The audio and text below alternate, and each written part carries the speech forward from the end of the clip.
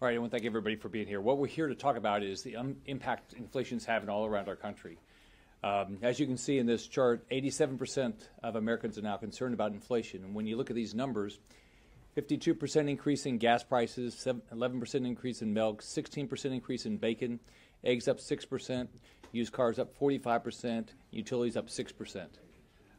It impacts, as we all know, it impacts the poorest families. It impacts those on fixed income the most because if you're not making a lot of money, your wages never go up as fast as inflation does. We've been hearing stories all across the state of Florida. I'll talk about one family from a small town in Florida, mother of four. She said she used to be able to go to the grocery store about once a month, and she knew exactly what things were going to cost. She'd spend about $200 a month on meat to feed her 4 children, and now she can't do it. So she has to make a choice. She has to get to work. She has to drive her car, so she's worried about gas prices. And she's worried about food prices. So she's got to start making choices. And what we're seeing is Americans are having to make those tough choices because of Democrat spending. Democrat spending causes high inflation. It always has. Reckless government spending always causes high inflation. I grew up in a poor family. I watched my mom struggle to put food on the table. She would take in ironing, and whatever money she would make, either my older brother and I would go to the grocery store, but we had to be very careful what things cost because we had a limited amount of money and things were constantly changing. So she said, look, this is all we had. We had to figure out exactly what things are going to cost. We had to know exactly what the taxes were going to be so we could make sure that we lived within our means. And that's what Americans are trying to do all the time. But reckless spending, government spending, always has caused inflation. We're up to, almost $30 trillion worth of debt. We already this year spent $1.9 trillion, the Democrats did, in spending. They have another plan to spend at least $5.5 trillion more. This is going to cause more and more inflation, but it's like the Democrats want to say, we don't care about that. This is our time to get our liberal wish list done, and we're going to do it as quickly as we can, and we're not worried. The Democrats are not worried about the inflation on American families. All of us have different ideas of how we've got to get this under control. I've got a bill called the Federal Debt Emergency Control Act, which would require a 2/3 vote by the Senate on any bill that is going to increase deficit spending. So I dealt with this as governor. I was governor for 8 years. We paid off 1/3 of our state debt. We cut taxes. We grew our economy, and that's how we were able to spend the money we did for the things we cared about. Also have a proposed rule, Senate rule, that would require a inflation impact statement by all committee reports. So we know if some bill comes out, then we're going to let people know exactly what's going to impact, how it's going to impact inflation. So we've got to get this spending under control. It's a way we're going to get inflation under control. And if we don't, it's going to have a dramatic impact on families all across our country. Thank you. I'll turn it over to Senator Young. Well, thank you all for being here. The Democrats are engaged in a reckless, multi-trillion-dollar spending spree. They passed the $1.9 trillion. First, it was branded a COVID bill. Then, when it was apparent that the states and localities had most of the COVID monies they needed, it was restyled as a stimulus bill as we opened up our economy, and we're already enjoying robust economic growth. We have not seen the level of price increases on account of that legislation passing on this order of magnitude since 2008. And now there's a $3.5 trillion piece of legislation in the pipeline, and it will fund not productive investments in things like productive infrastructure and training and education that actually lead to prices and wages stabilizing over a period of time. But instead, there are priorities like the Civilian Climate Corps, priorities like electric vehicle rebates, things that frankly don't resonate across the heartland very much. Now, I know President Biden has assured us that this bout of inflation, as we undergo this massive fiscal experiment, is going to be temporary. That's easy for the president to say. He doesn't have to gas up his car. He doesn't have to replace household appliances when they go out, as my constituents do. So we are seeing these problems manifest every weekend when I head home. My family's dealing with it just as all other Hoosier families are. Grocery, you go to the grocery, the cost of meat is going up, and cereals, and you go to the cookie aisle, and Oreos have ticked up. You go to restaurants, and they're dealing with price pressures. housing market, all the inputs that go into your housing, we're seeing challenges there. So this is a function of the Democrats' spending spree, and under Republican leadership, it bears reminding. We had increasing wages across all racial and ethnic groups, across all income groups, and we had stable prices. We need to return to that era of Republican leadership. Well, all eyes are on the bipartisan negotiations over infrastructure, and I, for one, wish them well.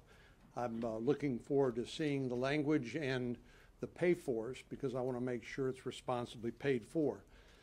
But even though the negotiations in the Senate are being handled, I think, responsibly, Speaker Pelosi and Joe Biden have made clear what their game plan is.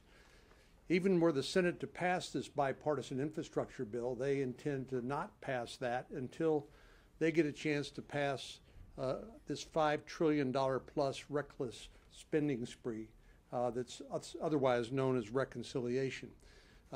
There's already $1 trillion in funds that Congress has appropriated, according to the GAO in this morning's Wall Street Journal. $1 trillion of funds that have not yet been obligated from the previous COVID-19 spending bills. So to spend more money just because you can muscle the votes, is completely irresponsible. Inflation's at a 13-year high, and our national debt is at the highest level it's been since World War II. As you've heard, families are seeing higher prices across the board, and now is not the time to throw further gasoline on the fire and exacerbate what is already a very concerning condition with regard to high inflation.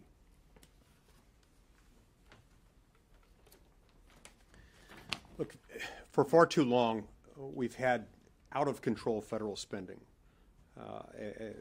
Congress has been appropriating and spending money that it simply does not have. We've been concerned about this for a long time, about how it might affect future generations. But we've ratcheted up the rate of spending so high right now that these effects are not just things that are going to be felt by future generations. We're feeling them right now. They're here. They are at our shores. They're affecting people.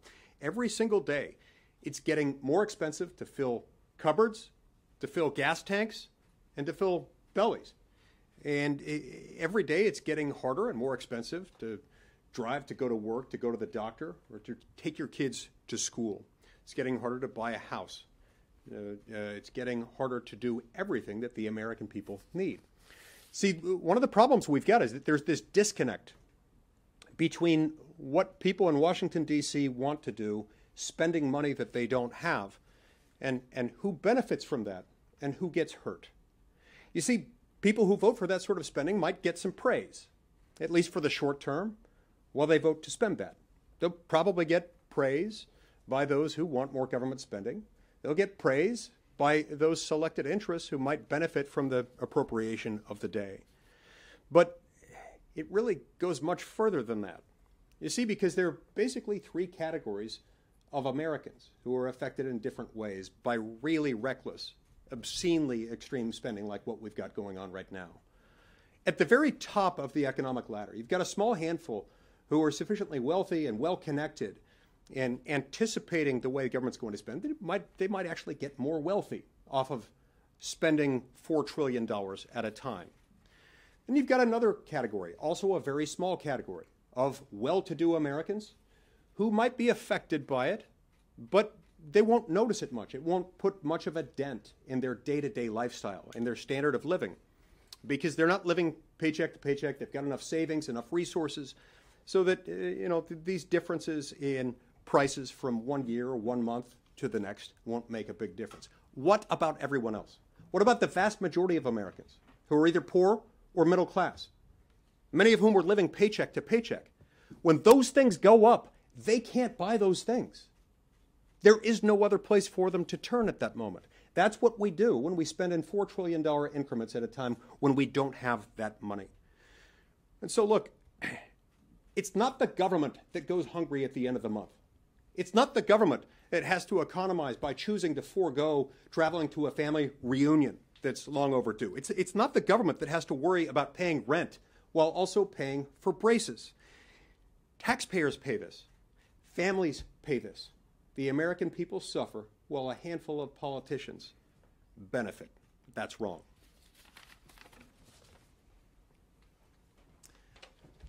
Thank you all. When Senator Scott organized this event to talk about the impact of inflation, I was reminded of a few months ago when the question of the week from the Capitol Press Corps to several of us was, are you at all concerned that the message of inflation isn't getting through? Are you at all concerned that your message about inflation isn't resonating with the American people? I said, no, I'm not at all concerned, because, of course, the day will come when you won't have to explain it to anybody. They'll know it when they fill their gas tank, when they go to the grocery store, when they buy lumber, when they go to purchase their new dream home that suddenly is priced out of their league. That's exactly what's happening right now. You cannot pour water on someone's head and tell them it's raining. They know better. And they know not only the effects of the Biden and the Democrats' reckless spending that has created this inflation, they also know that they've been lied to about it, and they continue to be lied to about it. This transitory, a fancy new word for temporary. No kidding. Inflation's always temporary. It's just that the floor never comes back down. And so the next time there's inflation, it's built on a higher floor. And so the message is resonating, not so much because we're standing here, but because people are experiencing it. And now they want to add another $3.5 trillion of reckless spending, non-productive spending, spending that's just simply, designed to be, quote, stimulus, but doesn't really build anything that's an asset that has any value or purpose other than to spend money. So it's a big week, obviously, this week. I know there'll be some questions about that. But we cannot take our eye off of the ball when it comes to this $3.5 trillion spending spree, the wish list that the liberals are going to try to jam down our throats in a straight partisan manner. The American people want less partisanship. They want more responsible governing. They want us to stay within our means like they have to. Our means continue to go up. We print more money. Their means continue to stay flat while the cost of everything gets higher. So I want to thank Senator Scott for his leadership on this issue. It's a really important issue for the whole country. I want to focus on one area in particular, energy. We have seen in the last year a 97-cent increase at the pump for the average American. That is a 44% increase in buying gas. Now, why is that happening? We all know why that's happening. In the phrase of a former Democratic strategist, it's the policy, stupid. Here's what happens when you undertake policies like the Biden administration has. A, they are restricting production of American energy. That's happening. We all know it. B, they're going to Wall Street to try to influence woke CEOs to tell them don't invest in the energy sector. That's happening. We know it. And C, they are saying the modes of transportation for energy, pipelines, for example, they're going to restrict those. These are the policies of this administration when it comes to energy. Let me give you one more that's not often noticed. In the president's budget for the Corps of Engineers, a really important agency, they said they're not going to fund any Corps of Engineers projects that helps move or subsidize hydrocarbons. Pipelines, harbor dredging, some estimates are that's about 40 to 50% of the Corps of Engineers budget that they're going to redline. So this is what happens when you restrict energy production, you restrict supply. It's actually a double whammy for working families. It drives up prices, as we're seeing. That really, really hurts people at the pump. And it kills really good working class jobs in the energy sector by the thousands. These are the policies that are doing this. They need to be reversed. We all know what happened last year. If you want to talk about a rainy day, last year was a rainy day. There was additional spending that went along with that to be able to help get us through that point. But as we come out of that time period and as the economy begins to accelerate, right on top of that, Democrats spent $2 trillion paying people not to work, sending additional money out to individuals. Even economists on the left said this is a bad time to be able to do this. This will cause inflation. Don't do it. All of us stepped up and said this is the wrong direction to go. But they used the tool of reconciliation to be able to push through what has created this dramatic inflation in our economy. We all know the price of lumber, the price of milk, the price of bacon, the price of gas, the price of rentals. Everything continues to be able to go up. That is directly tied to the $2 trillion package that they put forward earlier this year that they called COVID, but was really the inflation package that they passed. Now, I find it very interesting that when Republicans had the opportunity to be able to pass a reconciliation bill, we used that opportunity to pass something that would dramatically help everyone in the economy, would lower taxes, and would simplify the structure. Democrats are talking about their bill that they'll do later on this year to be the largest tax increase that's ever been done, and that will dramatically increase entitlements. The same type of things that were done earlier this year that created more inflation, that's what they want to do twice as much of. Again, we lose track of these numbers because they're big. So let me just run this past us real quick. If we were talking about seconds rather than dollars, 1 million seconds is 11.5 weeks. 1 billion seconds is 31.5 years. 1 trillion seconds is 31,688 years. So when they throw around, let's do $3.5 trillion, and then we'll figure out later what we want to use it for, understand the size and the scope of what they're just throwing out there to say we need to quote unquote spend or need to increase in taxes. It's a very big number that I'm afraid Americans are getting acclimated to. Just these big numbers as if they don't have meaning. They do have meaning, and people feel that meaning right now when the price of everything they go to the store to buy suddenly has gone up so dramatically. Thank you all for being here. You know, I think the human consequences of what lies ahead, it's very important for us to take into account. First off, last year, on 5 different occasions, we came together on a bipartisan basis to confront the challenges that COVID caused all of our citizens and businesses to face, and we did a good job. But in January, the leadership in the White House and the leadership here in Congress decided to go a completely different way, the $1.9 trillion that my colleagues have spoken about. I've talked to I serve on the banking committee. I've talked to a lot of people in the financial services sector, and quite honestly, most of them are optimistic about our chances at recovery. But I always ask them at the end of the discussion, I said, but what if the federal government passes a $3 trillion or $5 trillion additional package in the wake of the $1.9 trillion at the beginning of the year? They said it will not end well. It will cause these numbers to be probably numbers we will want for. Inflation will continue. Even the economists no longer are using the word transitory because that tends to mean temporary. Yeah, inflation will go away at some time, but I think it's going to be after all the gains were erased from the Jobs and Tax Act of 2017. You know, back in January of last year, wage growth was up. Employment among women and minorities were at historic highs. We're going to see the exact opposite of that occur as the Democrats continue their spending spree, but we also have to talk about the taxes. If you game out what they could actually raise to fund that $3.5 to $5 trillion package, whatever it is, maybe $1.5 trillion, $2 trillion in additional taxes, then there's going to be a huge human consequence for that beyond the inflation pressures. And I worry most about the ones who are going to struggle the most. They think for some reason that the Democrats are taking care of them, but they're not. Back in the late 1970s, I was living in a trailer park, working in a warehouse, and going to community college at night. We saw the inflationary pressures then. It was the difference between me being able to put $5 or $10 in my gas tank. It was the difference between me eating a Swanson TV dinner, which at the time I remember vividly was 99 cents, and having a meal that was maybe a little bit more filling, a little bit more nutritional. No offense to Swanson.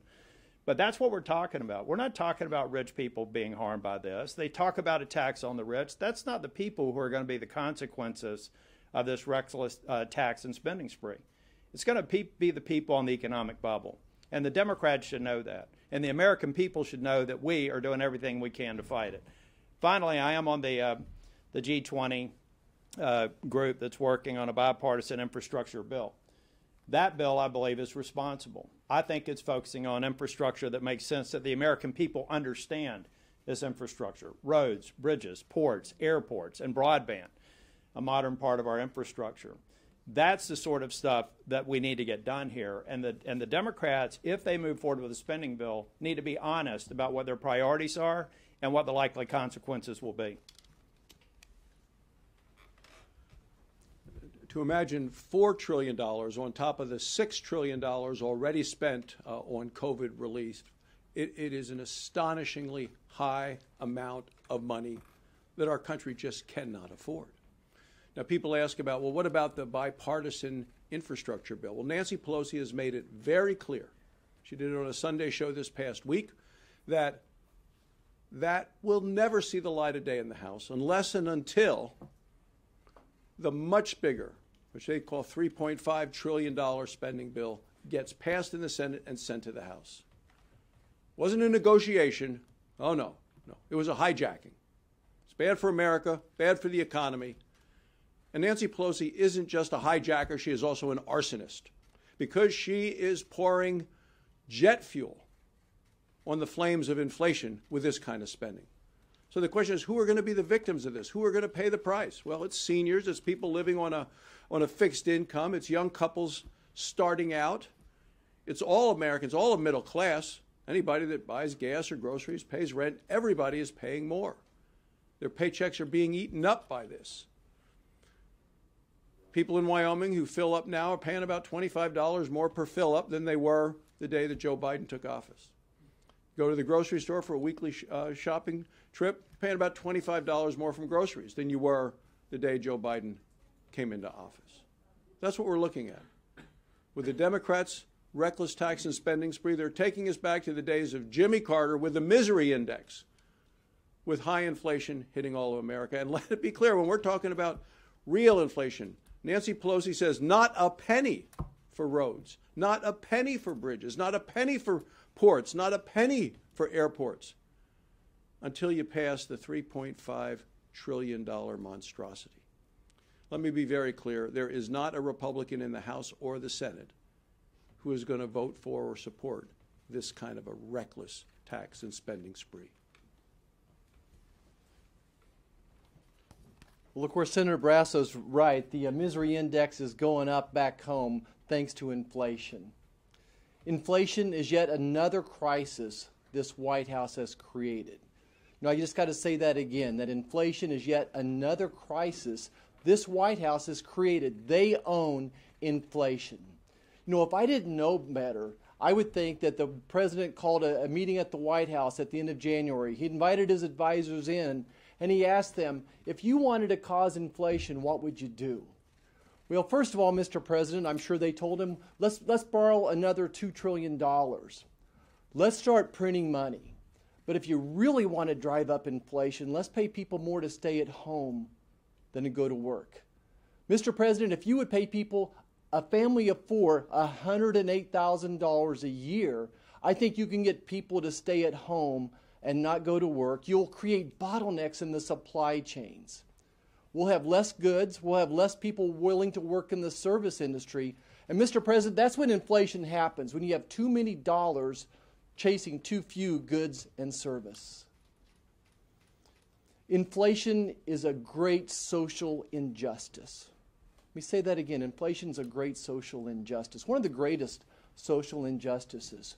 Why does this White House want to disproportionately punish senior citizens living on month-to-month Medicare, Social Security type of payments?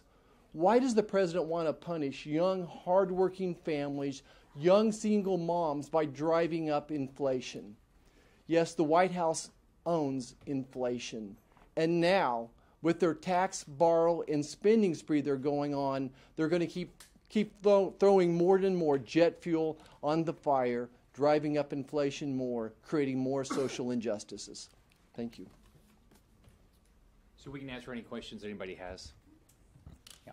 I have two questions. I'll start with an obvious about the motion to proceed cloture vote today. Are any of you all going to vote for it? I know Senator Tillis plans to, but the rest.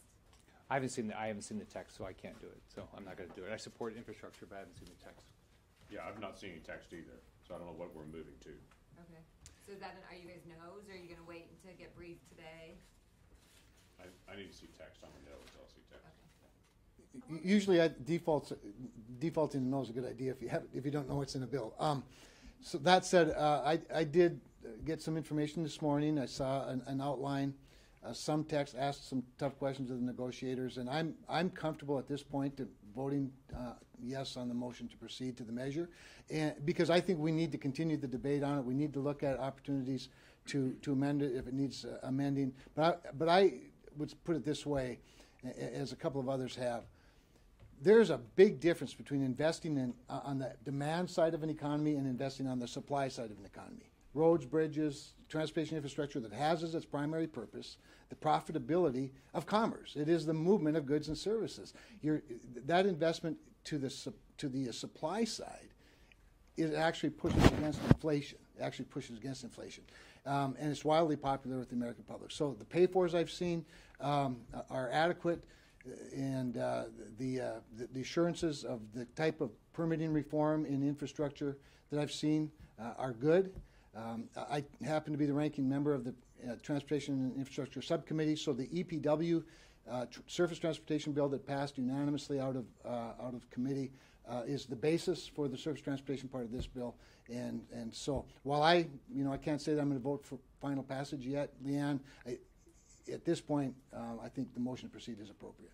Yeah, just to add a little bit to that. First off, there's a lot of language out there that can be reviewed, and it's incumbent on us to get it to the members, because the underlying bill is based on several provisions that have gone through committees. The permitting is probably a good example of it. So I'm voting to get on the bill, and like Senator Kramer, we have to see what amendments get processed, what may change the underlying bill. But I also think that the pay-fors are solid. Not a single tax increase. The Jobs and Tax Cut Act is preserved. A hard pay-for scored by the CBO. Reallocation of COVID monies for, I think, a better and higher use are all elements of the deal we'll be discussing with our colleagues today. Great. And my second question, if I could ask, is in the $3.5 trillion bill the Democrats are trying to push, there's a component in there up to $300 billion on expanding home-based and community care for the elderly by expanding Medicaid eligibility requirements, or incentivizing it, I guess, for the states. Is that something that you guys would be open to or would support? Could you support that? The way I look at it is I'm going to look at every part of it. If there's something that I like, I would say, why don't we do that independently? But spending $3.5, which is actually $5.5 trillion, with no ability to pay for it when we have $30 trillion worth of debt, where we're seeing inflation like this, I think we've got to be very cautious. We have to figure out how to live within our means. I did it as governor. I walked in with a $4 billion budget deficit. I balanced the budget. I started cutting taxes, and we actually paid off a third of the state debt. We can do the same thing up here if we start allocating our dollars and quit just throwing money at anything and everything without getting a return. I'm just wondering, do you think the government should implement price controls if inflation continues to go up? I don't believe in price controls. I don't believe price controls have ever worked. I worked in a grocery store in junior high and high school, and there was price controls, and all it did was create shortages. Do you think there's another solution? Because we know that inflation has been an issue for a long time. Do you think there's another solution that Congress and the White House could work on to potentially, not saying that it's, there's many factors involved in that, but I'm just wondering. Live within our means. Hope, is there any way? Yeah, it's going to happen. It's going to happen at some point. Because everything will force it to happen. I mean, people are going to vote over this. They're going to vote over what's happening to their pocketbooks. See, when I was governor, I thought there's three jobs: make sure people get a job, make sure their kids get a good education, make sure people are safe. we're making it impossible for people to do the first because, one, whatever they make, it's not going to be enough to support themselves. That's what you should be doing, and what's going on up here with this Democrat spending is making it very difficult for families, especially the people on fixed income and lower income. But listen, the White House could stop this. They've created this crisis. They could stop this crisis with policy. They could stop borrowing money, stop printing money, and stop paying people more to stay at home than going back to work. All of those things would slow down inflation. Senator Marshall, about masks. On this topic of spending, I'm wondering, are any of you objecting to the emergency supplemental on security? I'm not. Okay. Senator Marshall, I believe you have a hold on the security supplemental on the Afghan special immigrant visa policy. Is that accurate? That's not accurate? Not to my knowledge. Thank you, Senator Marshall, yesterday you said there may not be a good basis for masks based on the CDC order. Can you clarify? Are you saying that the science behind mask wearing doesn't work? I don't think that anyone's proven that wearing masks. Let me back up and say, I don't think that wearing masks help people that have had the vaccine or that have already had the virus. No one has shown that at all. And really, no one has shown really from a practical application that wearing masks, it works. I think that, especially I look at grade schools and when I see people wear masks, I think it's almost, you're fooling yourself. That if you really think that mask is going to stop a particle that's smaller than the fibers, that mask would work. N95s might work, but I think where people get the viruses is putting the mask on and off and they're touching themselves. In a perfect world, if you lived in a vacuum, maybe the mask would help some. But there's certainly no benefit that I can see once you've had the vaccine or if you've had the virus. I think that there's certainly some downsides to them. There's psychological problems that they create, especially for our children and our senior citizens. Don't you wear a mask in a medical setting, though? What's the difference? Masks don't work. I think in a medical setting they do. They decrease the amount of bacteria that I might be passing on to a patient. I think that's more of a vacuum, a perfect situation that protects the patient. But as far as once I step outside the operating room, that's why we take them off. So I think they have some benefit in a vacuum. Thank you. But,